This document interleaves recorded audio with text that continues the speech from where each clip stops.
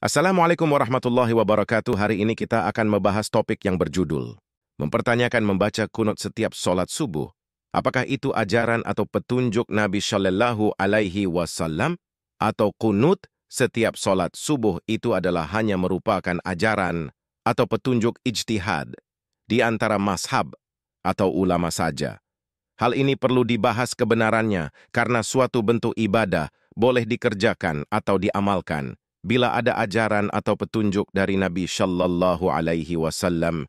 Bila tidak ada, maka hal itu diacam Nabi Shallallahu Alaihi Wasallam merupakan perbuatan bid'ah, sesat, tertolak di neraka. Pembahasan pertama, memang Nabi Shallallahu Alaihi Wasallam pernah membaca kunut nazilah pada solat subuh, zuhur, ashar, maghrib, dan isya selama sebulan penuh. Mendoakan agar Allah memberikan laknan kepada kaum kafir yang telah membunuh 10 atau lebih sahabat Nabi yang mengajarkan Al-Quran. Namun, kunut nazilah ini dihentikan Nabi Shallallahu Alaihi Wasallam setelah menerima larangan dari Allah Subhanahu wa Ta'ala. Quran Surah Ali Imran 127. Kalau begitu, membaca kunut di solat subuh dan solat 5 waktu lainnya sudah dilarang Allah Subhanahu wa Ta'ala. Kenapa di antara ulama atau di antara mazhab menyuruh lagi membaca kunut subuh? Pembahasan kedua, dipertanyakan kunut pada setiap solat subuh saja yang dilakukan di antara umat Islam, dipertanyakan bunyi bacaan kunut solat subuh itu yang berbunyi, Allahumma hdini fi man hadaits, wa afini fi man afaits, wa tawallani fi man tawallaits, dan seterusnya. Maka dipertanyakan ungkapan atau bunyi doa di atas itu. Dari mana sumbernya? Yang dibaca untuk kunut setiap sholat subuh. Diketahui bentuk doa ini hanya ada atau diperuntukkan atau dibaca pada sholat witir, sholat taraweh pada penghujung puasa Ramadan. Kalaupun ada kunut, Allahumma hdini fi man hadaits, dan seterusnya. Itu dibaca pada sholat taraweh akhir Ramadan.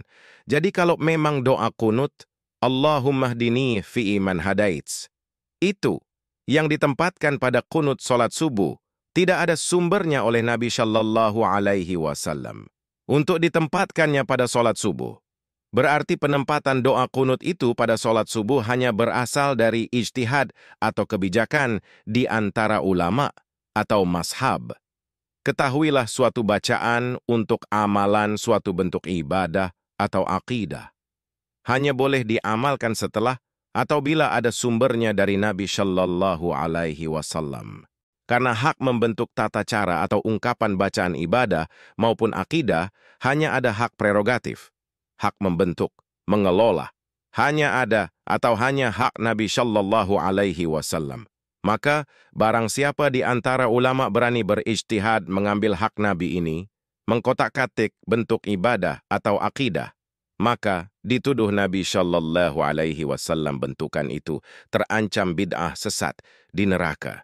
Kesimpulan merujuk kepada hadis riwayat Muslim, Nabi Shallallahu Alaihi Wasallam menyatakan, barang siapa melakukan suatu bentuk amalan agama, ibadah, akidah, yang tidak ada petunjukku, maka amalan itu tertolak, bid'ah, sesat di neraka. Rujukan kedua yaitu hadis riwayat Abu Daud dan Tirmizi. Nabi menyatakan, dan sungguh orang yang hidup di antara kalian sepeninggalku, dia akan mendapat perbedaan yang banyak. Maka ikutilah sunnahku dan sunnah para khulafaur rasyidin yang mendapatkan petunjuk setelahku. Gigitlah sunnah itu dengan geraham-geraham kalian, dan hindarilah oleh kalian perkara-perkara yang baru, menambah-nambah, mengada-ada dalam agama, ibadah, akidah, karena setiap bid'ah adalah kesesatan. Kesimpulan, kalau membaca kunut subuh itu terancam bid'ah, sesat berarti selama hidup. Berapa ribu kesesatan yang dikutip dari kunut solat subuh. Kemudian, padahal tanpa membaca kunut subuh, solat tetap sah. Karena kalaupun ada, doa kunut ini mereka anggap sunat. Jadi, tidak dibaca, tidak berdosa. Maka, orang bijak memilih tidak membacanya untuk menghindari resiko di atas. Apalagi janji Nabi bahwa orang masuk surga bukan karena banyaknya pahala, tapi adalah karena ridho Allah Subhanahu wa Ta'ala yang diperoleh kalau kita patuh atau taat pada petunjuk Allah Subhanahu wa Ta'ala dan Rasul-Nya dan tidak melanggar larangannya. Sesuai Quran Surah An-Nisa 59, Allah Subhanahu wa Ta'ala menyatakan, apabila kamu berbeda pendapat, maka kembalilah kepada Allah Subhanahu wa Ta'ala dan Rasul-Nya. Jika kamu beriman kepada Allah dan hari akhirat. Demikianlah pembahasan kita pada topik kali ini yang dibawakan oleh Dr. Arifin S. Siregar. Lebih dan kurangnya saya mohon maaf. Amin ya Rabbal Alamin. Mohon sejawat menyebarluaskan dakwah-dakwah ini. Semoga kita mendapat pahala karena telah menyebarkan dakwah ini. Saya akhiri dengan mengucapkan wassalamualaikum warahmatullahi wabarakatuh. Sampai bertemu di video saya selanjutnya. Terima kasih.